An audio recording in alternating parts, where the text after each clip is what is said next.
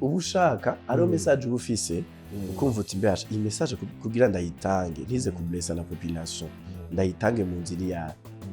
ukiyumvira urafise message mugabo urabizi ko a part iyo message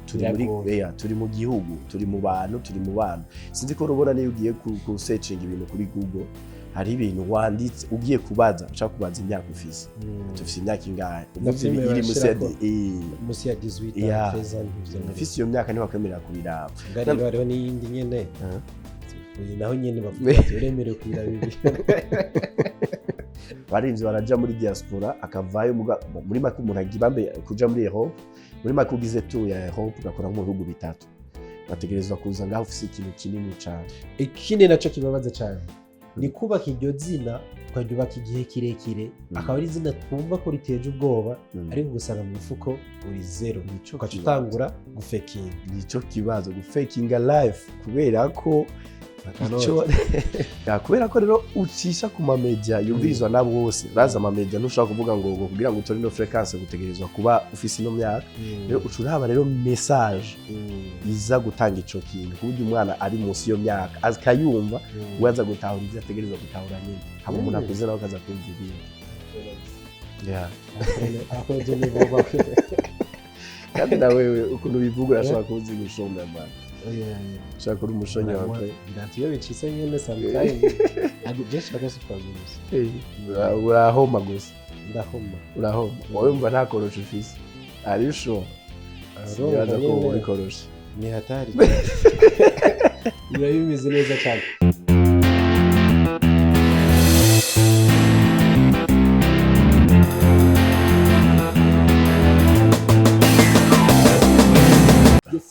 Open mic. My name is Patrick. Ndi kumwe n'umuririmbyi akaba no muhinyanyuzi Mr. K. Ndakora mu kije. Asante sana. Meze neza nawe ni sawa. Meze fresh. So ni bamwe baririmbyi ugasanga ni producteur imake cyane d'office bimeze gute kugira utangure uje muri mu buhinyanyuzi ubonye mu kaconge kandi kanagira. Ababiri easy cyane babya bisaba ko ufise mo talent. Jewe natangwe n'umu artiste ndirimba nk'abandi mugabo mu nyuma nisanga biri ngombwa ko nja muri production twarahuye n'umuhinyanyuzi Corida Magic nk'umu artiste nyene nk'umuririmbyi nkorera iwe bwabo nyuma arambwira ati hamwe wo bigerageza hamwe wo bikora ndabona ko bitahura gusobanukirwa hamwe wo bikora byo maze igihe kingana gute maze igihe c'imyaka 4 gusa birimo hagati y'ubuhinyanyuzi no kuririmba ubona ari cehe utamwo cyane guhinyanyura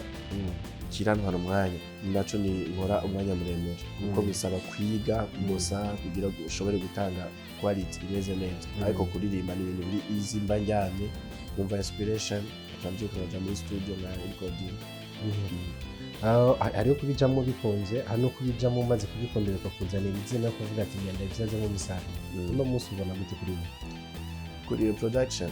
yaba production yaba cyane music byose bijamo bikunze ariko izina rikaduga umuntu akavuga ati nta Kenya karoti ubona gute muri jewe ndabwo muri presentement ndabona ko byose biriko bigenda biri ku munzani izina ndarironka kandi n'akanoti nk'akarongo ndabikora ndabikunda ariko mu nyuma ngasanga nivyo bintunze uvuga ko il y a environ 7 ans zirenga ntunze n'umuziki atakindi kintu nkora birashoboka ko umurinzi ashobora gutunga n'umuziki of course byose aba ari bon so ni song shasha waje utuzaniye song yitwa ikoroshi n'umukorodore umva ko zikoroshi ni hatari ni ngorane kabisa why title wayise ikoroshi ikoroshi ni juste kubera ko umuntu mu artiste burya akwiye kuba ari umuntu yiyumvira bitandukanye n'abandi bantu afise ikoroshi n'urunyuzi yafise ikoroshi n'urunyuzi bien sûr mugabo ni kwa kundi gushaka kumenya ni gute ndi butange message yanje ko gutanga message ni kaga toboro gatoyi kurashira mu runyuzi umanza kurabisha ijisho rimwe ari mwijoro ashaka guhusha urashaka gucana amatara ugakoresha kabisa ko gashira nizo mpanuro zo muririmbyi bariko ravuga baravuga ko ubushaka ariyo message ubufise kumva uti mbasha iyi message kugira ndayitange ntize kumesa na compilation ndayitange mu nzira yayo ukiyumvira urafite message mugabo urabizi ko apart iyo message turi mu gihugu turi mu bantu turi mu bana sinzi ko urubona niyo ugiye ku searching ibintu kuri Google hari ibintu wanditse ugiye kubaza ushaka kubaza imyaka ufise tufise imyaka ingahe iri musi ya 18 13 ans ufise iyo myaka niba kwemera kubiraba ngari bariho n'iyindi nyene naho nyene bavuga turemere kubiraba kabona ko wamaze gukora rero na message nuko ni langage ariho ucubibona canke basi tugiye mu mico y'ikirundi akenshi hageze nk'ibintu vy'imigani ibintu vy'ibitito hari imigani batitira abana hakaba n'indi migani baza kubwira abana bamaze kwisunonora akavuga ati banze mugene mu muryame hamatuze kuyivuga hari nk'imigani iteye ubwoba ibintu byo kuvuga ibisizimwe umwana wobwiye ibintu vy'ibisizimwe muri histoire y'u Burundi ntiyasinziye ariko rero baba bakeneye hari ikintu nyene baba bavuga ati ku bana dufise abatashaka kubabwira ibi kubera ko barashaka kubitahura hakaba n'ibindi bintu tuza kubwira abajya abandi bamaze kwisononora no mu kuririmba nuko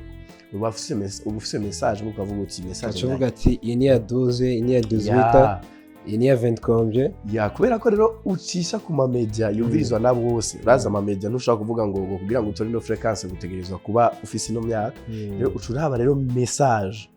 iza gutanga ico kintu kuburyo umwana ari munsi yo myaka akayumva waza gutahura ivyo ategerezwa gutahura nyine hamwe umuntu akuze nawe kaza kumva ibindi vraiment ya aho je ni vuba kandi nawe ukuntu bivuga urashobora kuzi gushonga mama shaka kuri umushonyi wawe ndatuye bicise nyene sometimes agujeshaka super gusa urahoma gusa urahoma wowe umva nta korosho ufise are you sure araza ko ubikorosha ni hatari biba bimeze neza cyane message washatse gutanga yarashikiriye abantu ubona feedback gute mu comments mu kibano cyangwa ahandi hantu buri feedback iri positive anyway ahantu hose naciye narumvise ko abantu bayakiriye neza abo nashatse ko bayumva barayumvise abantu bazubaye barabyumvise bati je narazubaye muri no kote muri make yari message y'urukundo abantu bari mu rukundo barayumva gusa ari mu rudoga kuganira mbwiye ati narakoze ni muri jana narakoze ndongera ndakora ndasubira ndakora hari ahantu bivanye n'igihugu turimo muziki yawe itarenga cyo nico kibazo rero kubera kino niyo muziki itarenga why not nico kibazo rero nabo ni kwa kundi amajambo tushakura no mu bindi bisata tureka umuziki gusa usanga urakora ugakora izina ryawe urashobora kuripiganira imyaka 10 ushaka ko riba rinini ariko umenye ko ubwo burayi zobujambo umenga niyo fe yacu shike Belgique shike France corongera ngaruke ntabwo dutegeza kwibaza ati kuki tutokora nk'ivyo ba Kristo ntabwo narakora nk'ivyo Christopher yakoze bamparize muri comment urakora n'ivyo kaja nyine yakoze turacari hahandi nico kibazo twebwe no kuvuga ikibazo ni twebwe ku isoko y'ubudandaji turafise ingorane twebwe hari ikintu ca concurrence ushobora gukora indirimbo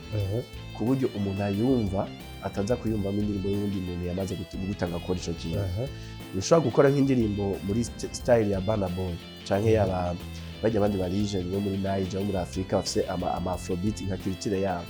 bajya bafise ukundi kuntu bari mu maraso kujya natwe umutsibo canke ubwedenge canke iyindi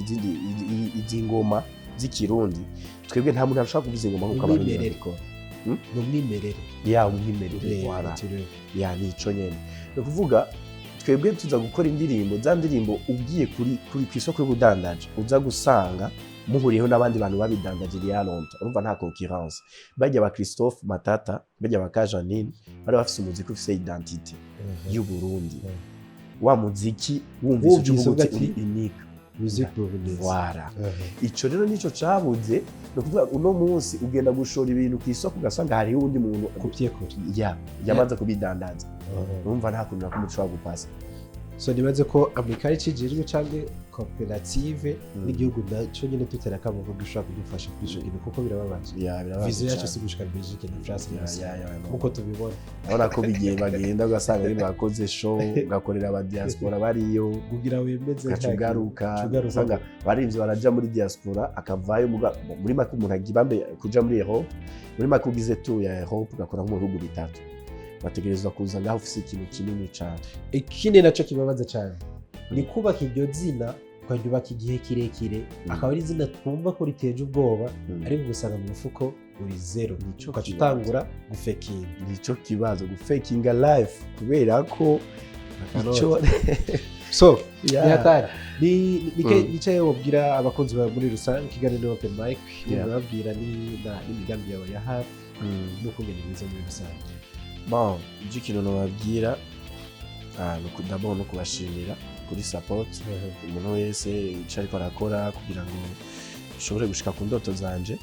Ni ibintu binini cyane ndabona support nyinshi mu mpande zose harimo na open mic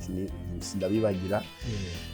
muri babandi mufise inyota yo guteza imbere umuziki w'u Burundi ico ndakibashimira cyane ndabakurikirana ku munsi ku munsi. So